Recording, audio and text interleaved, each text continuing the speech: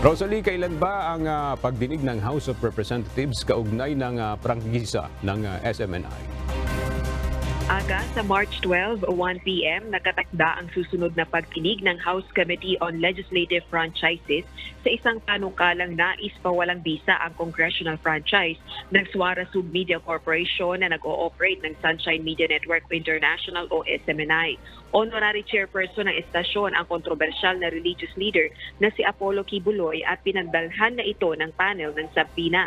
Ayon kay Davao Oriental 2nd District Representative Chino Almario, kung walang itinatago si Kibuloy, dapat harapin nito ang pagdinig. Bagaman hindi miyembro ng House Committee on Legislative Franchises ang kongresista, iginiit nitong may dahilan kung bakit ipinapasabina ng komite ang resource persons, partikular na upang maipahayag ang kanilang sagot sa mga tanong at maipagtanggol ang sarili kaugnay ng mga issue. Ang kaalyado ni Kibuloy na si dating Pangulong Rodrigo Duterte, pinayuhan na itong magpaaresto na kung ayaw nitong dumalo sa pagdinig ng Kongreso.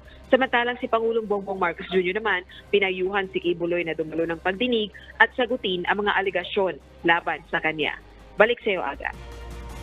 Maraming salamat, Rosalie Coz.